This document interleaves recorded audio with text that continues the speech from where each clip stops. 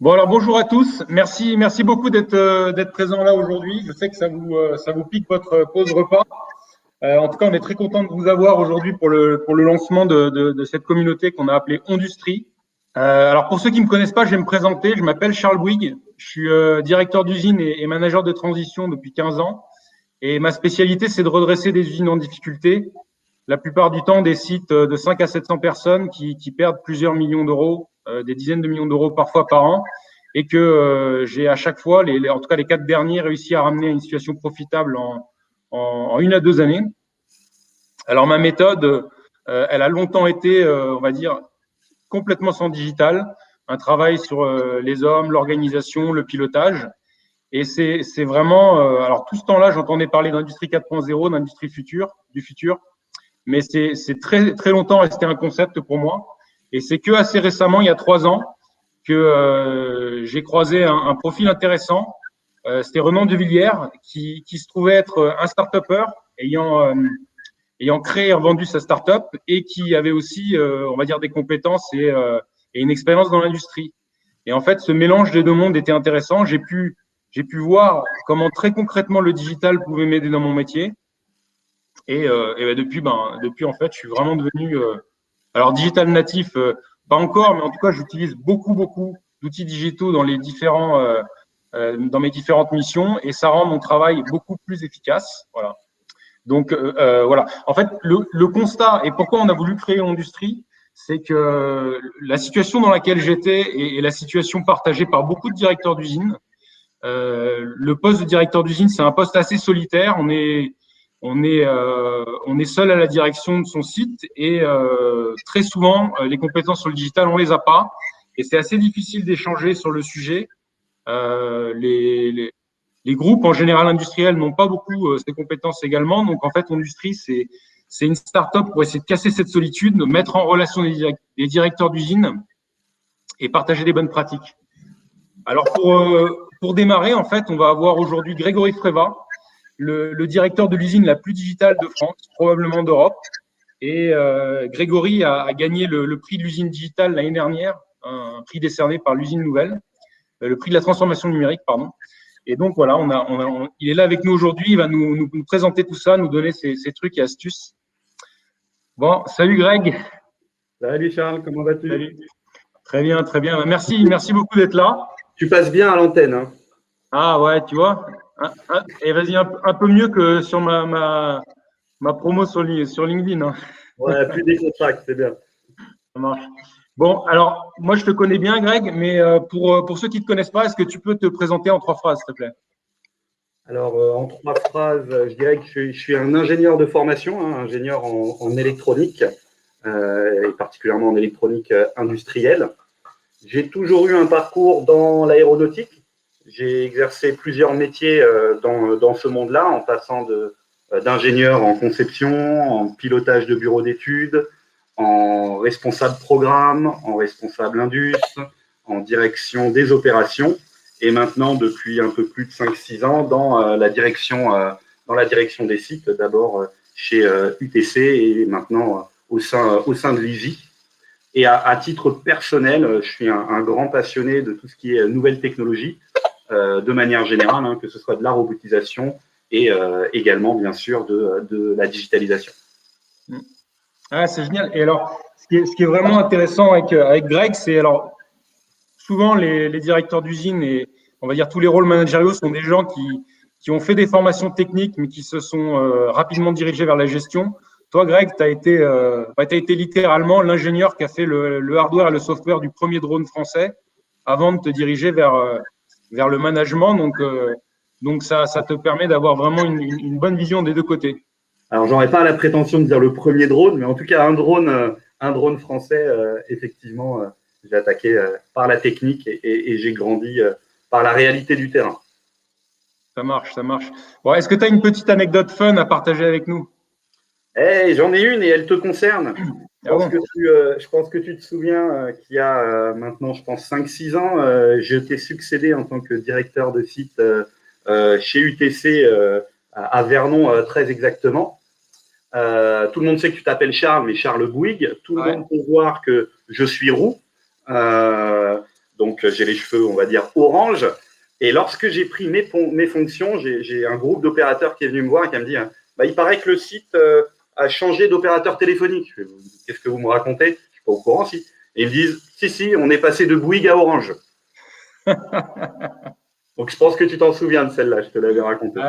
Je crois que c'est la meilleure blague que les les délégués CGT aient jamais faite, je pense. C'est sûr, c'est sûr. Bon, génial. Alors, si tu veux bien, on va parler un peu de ton entreprise. Ouais. Que fait Lizzy? Et déjà, qu'est-ce que ça veut dire, Lizzy? Alors, que fait Lizzy? Lizzy, c'est un grand groupe français international et surtout familial qui a plus de 200 ans d'histoire. 3 branches dans le groupe Lizzy, une branche automotive, une branche médicale et une branche aéro. Donc, moi, je suis sur la partie, bien évidemment, aéronautique. L'aéronautique se divise également en deux, une partie structure, là où on fabrique des pièces et des composants vitaux pour les hélicoptères et les avions. Et la seconde branche dont je fais partie, qui est la partie fastener, donc système de fixation, donc tout type de fixation, de la visserie aux écrous, aux rivets. Et du coup, j'ai la chance d'avoir la direction du site de Saint-Ouen-l'Aumône, ainsi que le site de l'Ixus au Maroc. D'accord. Et alors, quelles sont les ambitions de Lizzy ou peut-être plus spécifiquement de ta division? Alors, je vais me positionner plutôt sur la partie fastener pour Lizzy. Fastener, Lizzy, c'est le 3e fournisseur mondial en termes de fixation aéronautique.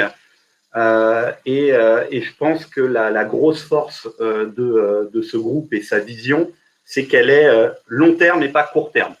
C'est comme je disais tout à l'heure, il y a 200 ans d'histoire, c'est un site familial sur 2 familles, la famille Viellard et la famille Colère, donc depuis 200 ans. Donc ils ne sont pas dans une démarche capitaliste pure, financière, court terme, mais vraiment avec cet objectif de construire l'avenir pour demain et s'assurer que dans 200 ans, on puisse dire que Lizzy a 400 ans. Et ça, croyez-moi, de mon expérience, ça change beaucoup la donne, puisqu'on peut s'inscrire dans la durée et avoir une vraie analyse industrielle. C'est d'ailleurs un vrai site industriel.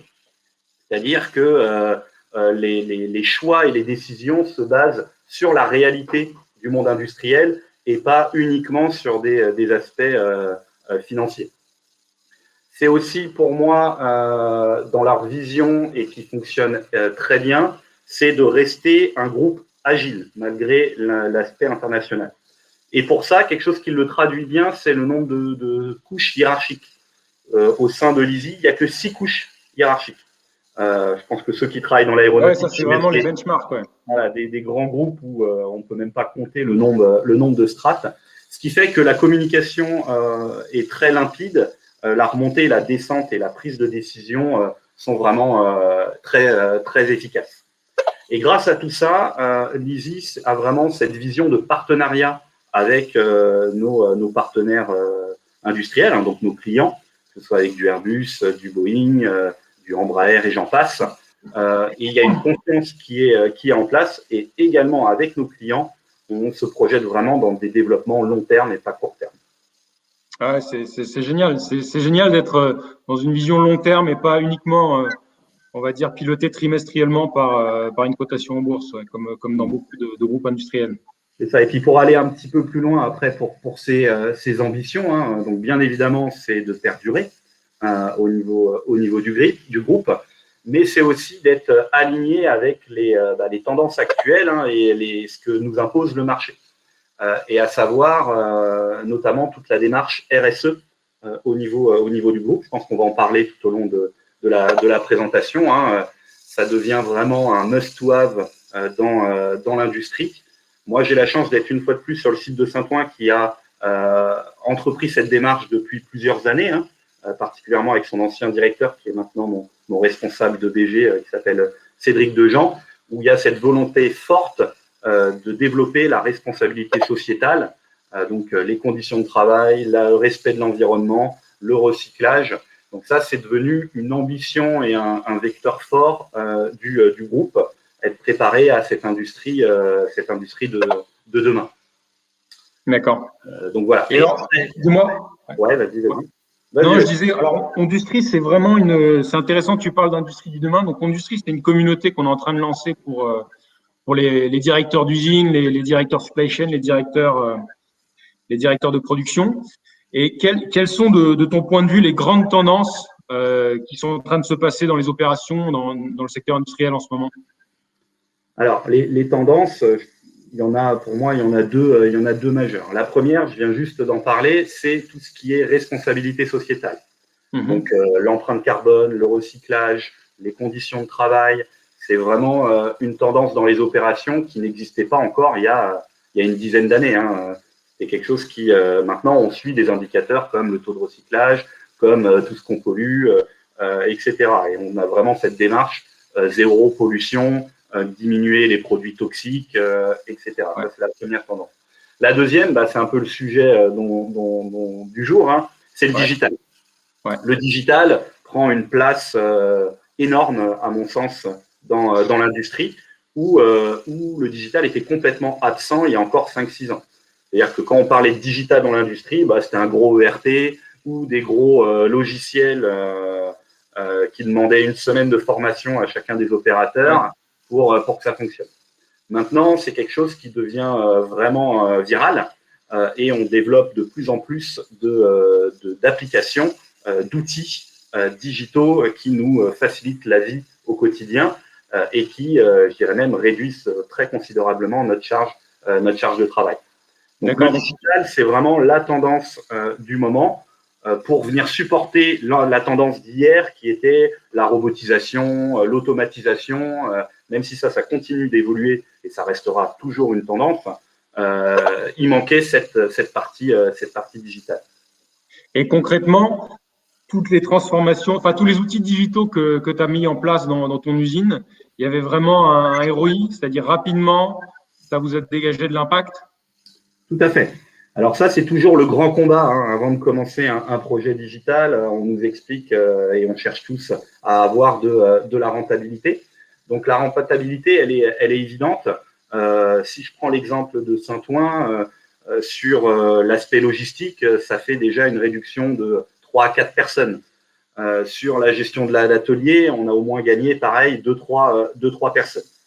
Par contre, moi, j'invite tout le monde, quand on parle de gains et de ROI ou de digital, c'est de ne pas regarder justement forcément les coûts, mais j'aime bien comparer l'investissement digital en équivalence ETP, donc en équivalent temps plein personne qui travaille. Parce que c'est une chose de dire que, je ne sais pas, une solution digitale plus complète va nous coûter 50 ou 100 000 euros par an. C'est un chiffre qui peut faire peur. Par contre, si on commence à se dire que c'est l'équivalent de 10 à 15 personnes, on n'a plus la même manière de chasser les coûts. Donc, lui, il est vraiment évident ce retour sur investissement. D'accord. Ouais, non, mais puis c'est toujours difficile de définir le périmètre de l'impact d'un software qui va changer le travail des équipes versus j'achète une machine et je cadre bien son retour, quoi. Et il y a une partie des gains qui n'est pas non plus financier, qui est aussi dans l'accessibilité à la donnée, la communication vers le client, la fiabilité de nos données, où là, on a du mal des fois à mettre des euros derrière, mais qui sont des gains fabuleux pour une entreprise. D'accord. Bon, donc l'industrie 4.0, tu as vraiment vécu ça comme quelque chose de concret, c'est pas de la com. Alors, c'est pas de la com, c'est une réalité. Moi, j'ai la chance, une fois de plus, d'être sur Saint-Ouen. On est labellisé Usine du Futur depuis presque 3 ans. Donc, la démarche, elle est vraiment, je dirais, historique sur le site de Saint-Ouen. Et on arrive aujourd'hui à des niveaux d'autonomie et d'automatisation extrêmement importants sur le site. Donc, la prochaine étape, c'est vraiment de continuer le digital pour que cette automatisation soit également pilotée et managée avec des outils beaucoup plus virtuels. D'accord. Et alors, comment tu fais parce que vous étiez déjà donc, sur le site de Saint-Ouen très robotisé, comment tu fais pour digitaliser rapidement? Est-ce que tu as des challenges sur la compétence des gens, sur le recrutement de personnes qui savent en fait déployer et paramétrer ces outils? Alors ça, c'est un point dur, je pense, pour toutes les industries. Hein.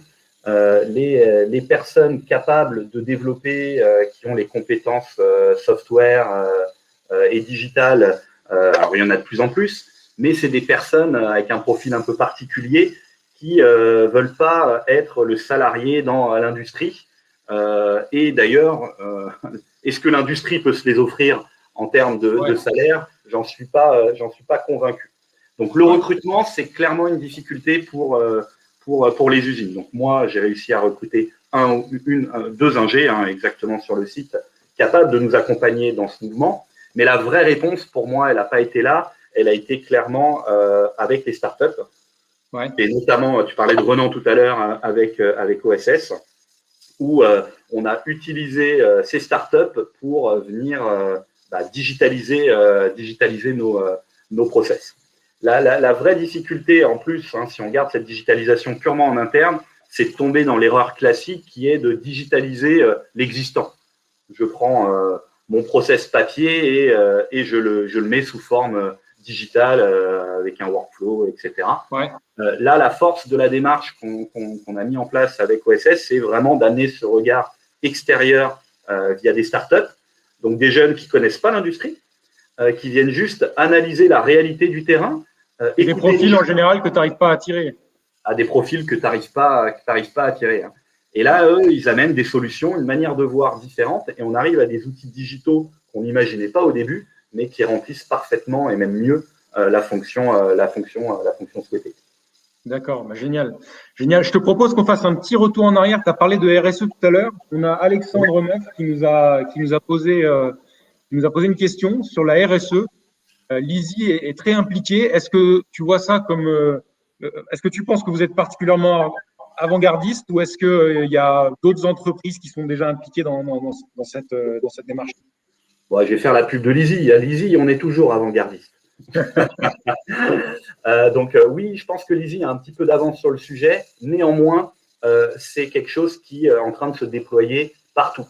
Déjà, si on regarde l'aéronautique, tous les donneurs d'ordre, donc si je prends au moins un Airbus, dans maintenant leur consultation, l'aspect RSE commence à être un critère de choix et on a des demandes claires sur le sujet. Donc, les choses évoluent inévitablement vers ça. Ça devient une nécessité, de toute façon, de manière générale pour la civilisation, j'ai envie de dire. Et ça devient un impératif également. On le voit beaucoup avec nos salariés, particulièrement les jeunes. Les jeunes, l'aspect RSE, l'aspect environnement, l'aspect conditions de travail, ça devient un critère de choix pour aller vers une entreprise. D'accord. C'est comme ça que tu attires et que tu retiens des talents. Ouais. Voilà. Donc oui, on a un peu d'avance. Néanmoins, tout le monde est en train d'y aller. Ceux qui freinent encore ne vont pas avoir le choix que d'y aller pleinement très, très prochainement. D'accord. Génial.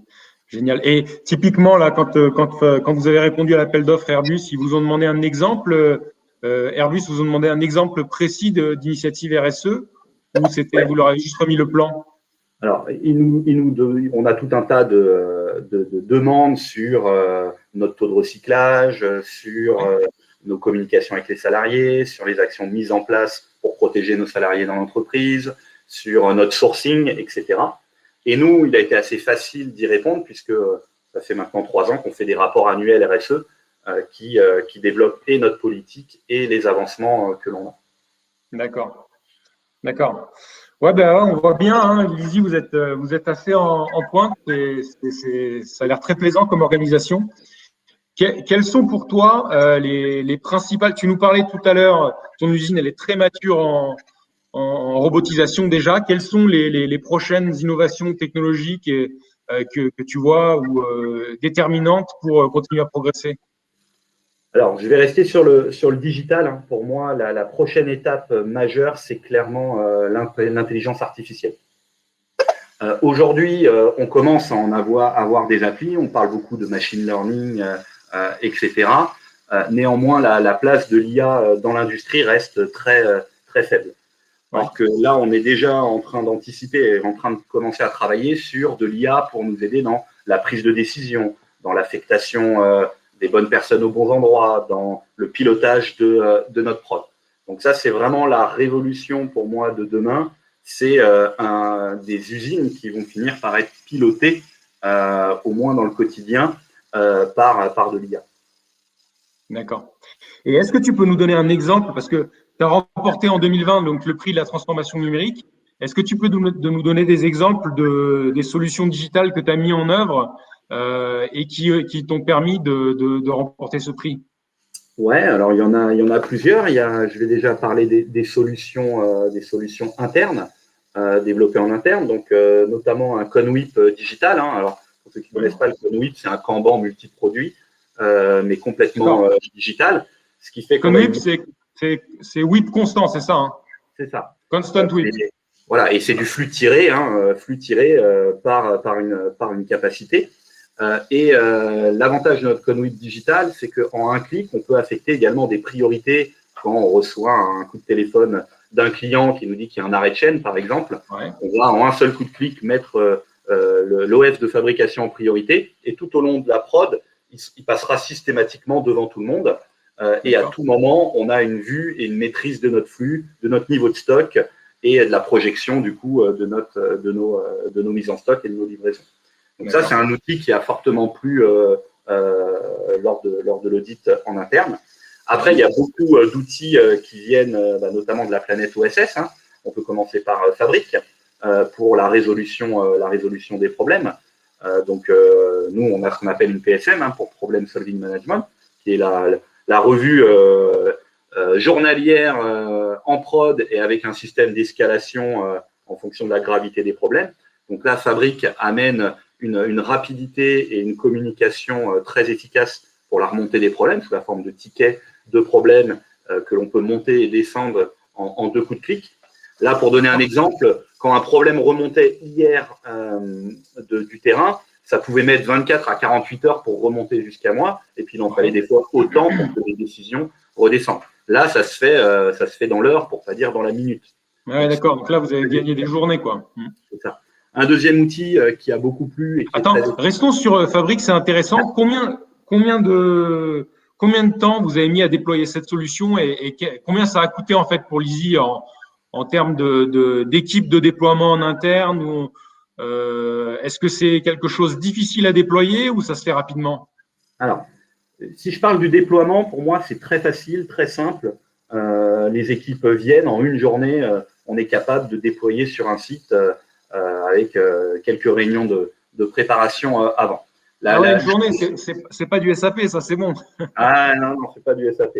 Après, sur Saint-Ouen, c'est un petit peu différent puisque je n'irai pas jusqu'à dire qu'on a co-construit, mais presque la solution, puisqu'on a eu la start-up à sa genèse. Donc, forcément, on a eu plusieurs boucles itératives pour la création des premières versions.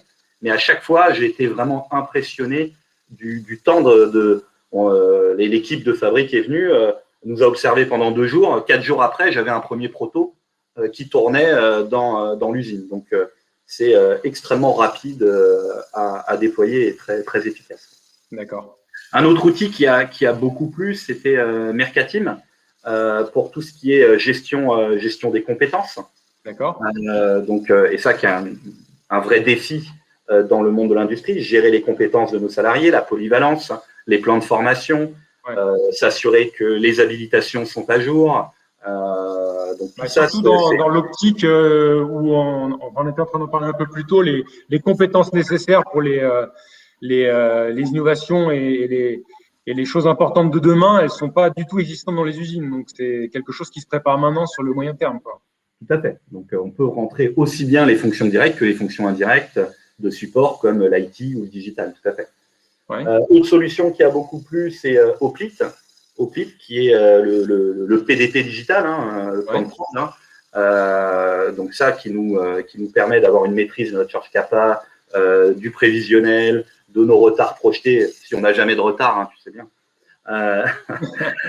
etc. Et après, au-delà de ces briques individuelles, je pense que ce qui a beaucoup plu aussi, c'est leur interconnexion et cette notion de système qu'on est en train d'amener autour de l'ensemble de ces solutions, qu'elles soient internes ou externes, c'est leur interconnexion et avoir un système autonome digital. D'accord. On a une question là, de Vincent Pontier qui nous demande comment tu fais, parce que tu as parlé tout à l'heure de Conwip, qui était une solution développée en interne par Lizzy, et là on vient de parler de Fabric, Mercating, qui sont des solutions que tu as été chercher à l'extérieur. Comment tu fais pour choisir si tu souhaites développer en interne ou si tu préfères chercher à l'extérieur? Je pense qu'il y a une règle qui est très simple, hein, qui est-ce que l'outil dont vous avez besoin, c'est un outil spécifique et qui est vraiment uniquement adapté à la spécificité de votre usine ou de votre business. À partir du moment où l'outil est scalable, où on se dit que voilà, si je prends Fabric, une remontée de problème, tout le monde là dans toutes les usines, je pense que là, il n'y a pas d'intérêt à aller développer sa propre solution qu'il va falloir maintenir. Donc, moi, la règle, elle est aussi simple que ça. Si je sens que c'est trop spécifique ou vraiment confidentiel à l'entreprise, je garde en interne. Si je sens que le besoin peut toucher toute l'industrie, je me tourne vers l'extérieur en regardant ce qui existe déjà dans le monde des solutions SaaS. Et s'il faut, en regardant est-ce qu'il n'y a pas des startups qu'on pourrait monter en partenariat avec OSS ou autre pour le développer. D'accord, super. Et alors, tu parlais d'IA un peu plus tôt. Alors, l'IA, c'est on fait tourner des algorithmes, mais il faut de la donnée derrière. Est-ce que vous avez beaucoup de données? Est-ce que vous avez une stratégie pour capturer cette donnée, histoire d'avoir des terrains de jeu intéressants pour mettre de l'automatisation? Alors, la donnée, c'est évidemment la clé de tout ce qu'on est en train de se dire. C'est-à-dire que de la donnée, on en a beaucoup. On a de plus en plus de données. Nos machines sont des machines récentes. On a toutes les données de production, toutes les données machines. On a nos TRS, nos efficacités, etc. Enfin, des données, il y en a plein. Ouais. La vraie problématique, c'est de rendre ces données accessibles et utilisables par tous. Qui est, je pense que beaucoup de mes confrères connaissent au quotidien, que la donnée, pour l'avoir, il faut contacter l'IT, leur demander d'avoir accès à tel extract de la base de données. Donc, on nous explique que c'est compliqué, ça va mettre du temps, les ressources IT vont être limitées, etc. Donc, aujourd'hui, on travaille sur une solution avec toujours une start-up, je pense que je peux donner le nom, qui s'appelle Niagara, d'essayer de rendre cette donnée accessible par tous et surtout utilisable par tous sans savoir faire la moindre ligne de code, pouvoir avoir notre catalogue de données, savoir ce qu'il y a dans cette donnée, comment elle est construite et pouvoir y accéder et générer soi-même des petites applications ou des cas d'usage. Parce que le danger maximal avec la donnée, c'est qu'on a soif de données, on en a partout, et après, il faut l'exploiter et l'utiliser. Autrement, ça sert à rien. Donc après, effectivement, une fois qu'on a toute cette donnée et qu'elle est facilement utilisable, il est facile d'utiliser, d'entraîner de l'IA sur ces données. D'accord, ça marche.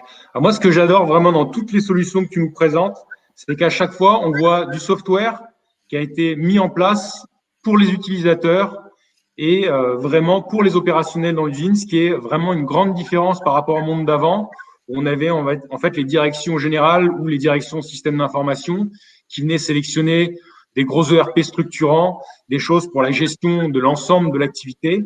Maintenant, on est en train de parler de petites briques qu'on vient chercher de façon très agile à droite à gauche pour déployer. Comment tu fais pour arriver à faire ça et comment tu fais notamment dans tes relations avec la direction des systèmes d'information? Moi, mon expérience, c'est que c'est toujours très difficile de permettre d'avoir de l'accès à de la donnée ou de mettre en place des choses nouvelles qui ne sont pas dans leur roadmap. Alors déjà, merci pour ton commentaire. C'était un des sujets que je voulais amener, qui est la grosse différence entre hier et aujourd'hui. C'est que les solutions viennent du bas et pas du haut. On a tous connu, comme tu dis, les outils groupes sélectionnés et puis après tout le monde partait 1 semaine, 2 semaines en formation, n'était pas autonome et n'adoptait pas l'outil. Là, la démarche, elle est complètement opposée. C'est qu'on part de l'usage, on part de l'utilisateur et du coup, l'utilisateur, il est moteur pour utiliser l'outil. On arrive à des outils très simples. Tous les outils dont j'ai parlé, il n'y a pas besoin de formation, si ce n'est une présentation de 30 minutes. C'est intuitif comme des applications qu'on a sur notre smartphone. Ah, c'est 30 minutes, tu prends en main et tu sais faire, quoi. Voilà, c'est ça. Et du coup, en plus, on est à l'écoute des opérateurs ou des utilisateurs qui, en permanence, remontent des améliorations, des besoins et c'est ces besoins-là qu'on écoute et pas les besoins du haut qui, des fois, connaissent pas forcément dans le détail la réalité du terrain. Et après, tu as raison, après, on s'oppose à l'IT, aussi, vraiment au SI, qui ont aussi à absorber ce changement, parce qu'il ne faut pas oublier qu'ils sont quand même garants aussi de la sécurité, de l'accès du donné, du contrôle de la donnée, donc forcément, des fois, ça peut être compliqué. Ouais, alors, ça crée des risques supplémentaires, quoi. Ils voient ça. Tout à fait. Et c'est un risque supplémentaire. Et c'est vrai, il faut pas non plus négliger ce risque, je ne sais pas si on en parlera, mais les cyberattaques deviennent aussi une priorité absolue pour le monde industriel.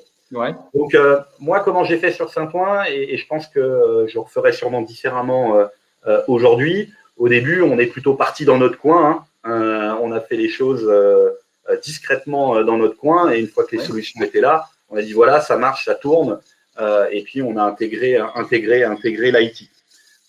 Mais depuis, ça a bien changé, puisque l'IT est vraiment partie prenante de cette démarche et dans nos groupes de travaille avec nous en amont sur les solutions. Et je pense que c'est la bonne méthode. On a besoin de leurs compétences, on a besoin de leur savoir-faire, on a besoin de la structure IT. Donc l'idée, c'est vraiment de travailler avec eux sur ce besoin, en leur soulignant bien l'aspect nécessaire pour les utilisateurs. Et en tout cas, en ce qui concerne l'ISI, ça fonctionne et l'IT est parfaitement dans la démarche avec nous. Ouais, génial. Alors, tu nous as parlé de cybersécurité. J'aimerais que tu nous en dises un peu plus. Moi, je sais que beaucoup de mes confrères, des clients, se sont fait attaquer récemment. J'ai l'impression c'est pas que j'ai l'impression qu'il y a des stats. Il y a une recrudescence importante des cyberattaques de sites industriels. Comment vous faites chez l'ISI et est-ce que vous avez une politique par rapport à ça pour prémunir ces risques? Alors, bien sûr qu'on a une politique et on a des solutions et une architecture qui permet de nous préserver. Elle n'est pas parfaite, rien n'est jamais parfait, donc cette politique, elle est en évolution permanente. C'est vrai que depuis plus d'une année, presque depuis le début de la crise du Covid, le nombre d'attaques a énormément évolué. Je n'ai pas envie de dire de faux chiffres, il me semble que ça a été multiplié par 3, mais je ne suis pas sûr de mon chiffre. En tout cas, chez l'ISI, tous les jours, on bloque des attaques. Donc, il y a un vrai groupe de travail qui est en place pour travailler sur ce sujet, pour maintenir les solutions qu'on a en place et anticiper aussi les solutions à déployer demain. D'accord. Est-ce que, on a parlé un petit peu de compétences tout à l'heure, est-ce qu'il y a des nouveaux profils, des nouvelles fonctions qui ont été créées pour on va dire, tu parlais tout à l'heure de software qui est, on va dire, créé à partir du terrain en écoutant les utilisateurs. Est-ce que tu as, on va dire, créé un profil de chef de projet en interne chez toi pour, on va dire, glaner les informations et amener les sujets de réflexion pour développer les outils qui vous serviront? Alors, en tout cas, moi, oui, puisqu'on a créé clairement la branche digitale au sein de mon organisation, au sein de mon CODIR. J'ai une responsable digitale qui est à temps plein sur le sujet, avec des équipes à la fois directes pour le développement interne et indirectes pour le pilotage du besoin dans les différents services. Donc oui, on a créé ce rôle sur le site. Et cette personne, elle avait quel historique, quel parcours? Alors, en l'occurrence, c'était une personne qui venait des méthodes Indus. D'accord. Donc, qui avait déjà des compétences dans l'automatisation, qui connaissait bien notre flux, nos données et nos systèmes, notre système de manière générale, et qui avait cette appétence en plus pour le digital. Je pense que ce n'est pas nécessaire d'avoir la compétence technique de pouvoir faire du code pour ce rôle, mais c'est cette appétence et cette maîtrise du système qui est importante. D'accord. Après, on crée des nouveaux postes, comme dans beaucoup de boîtes, tout ce qui est le monde de la data analyse, qui est fondamental pour, comme je disais tout à l'heure, exploiter ces données. D'accord, ok.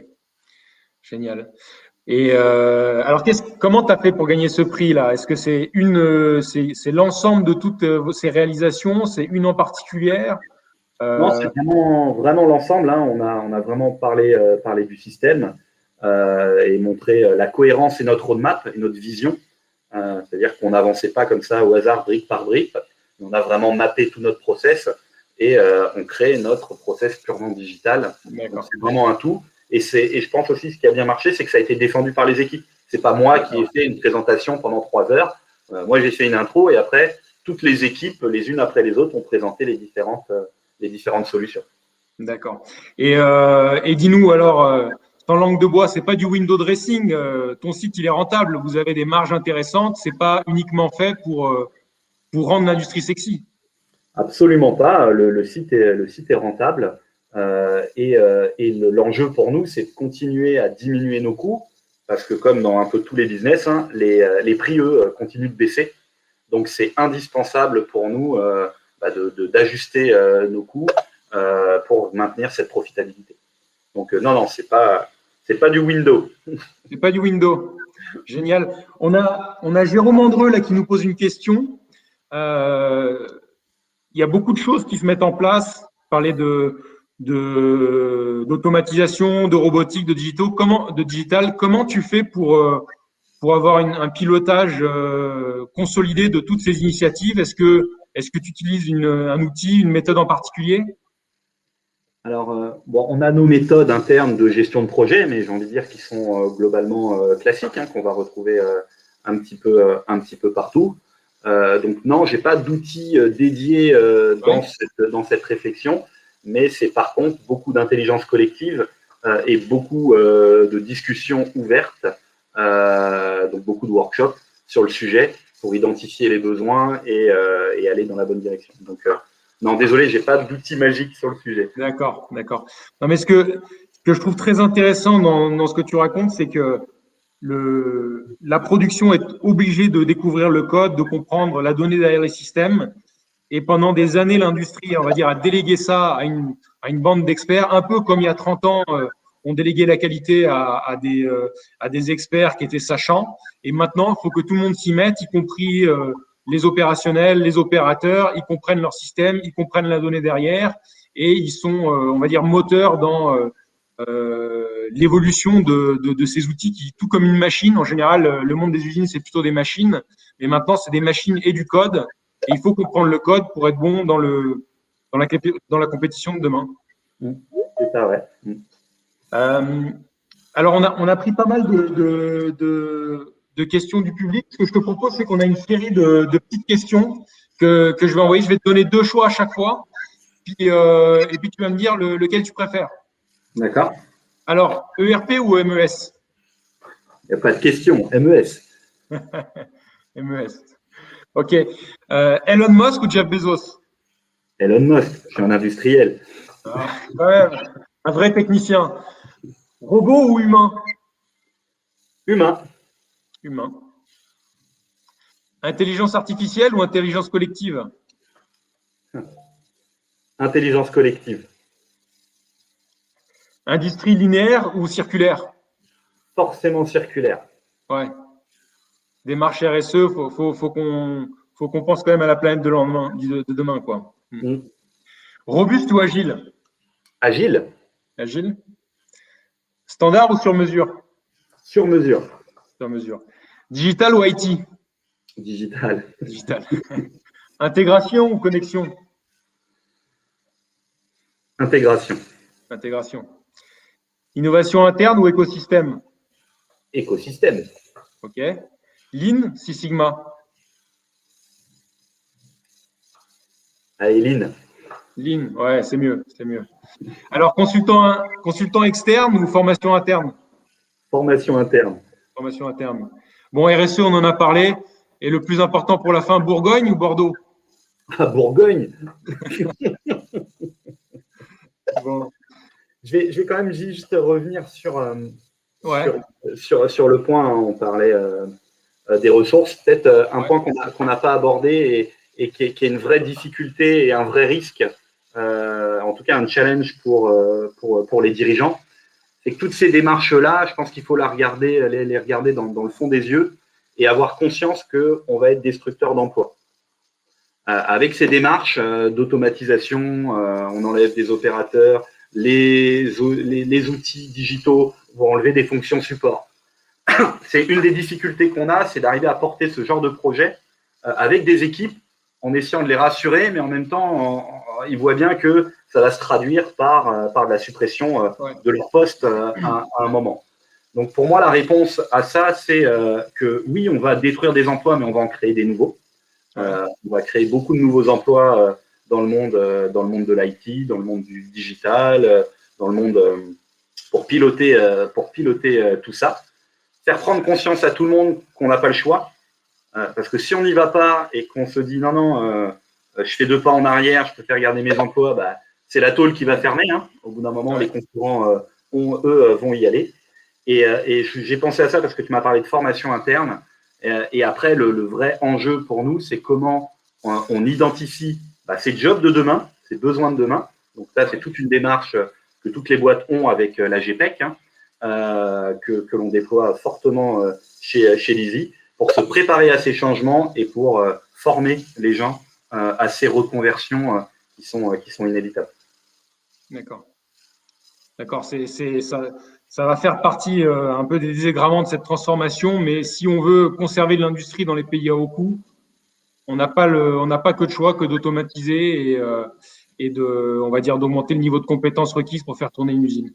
Tout à fait. Et je suis convaincu que demain, les coûts de production seront plus faibles en local, en automatisé, que même aller dans de la sous-traitance en low cost, où il y a les problématiques de transport. Hein. Les transports, le prix va s'envoler de toute façon.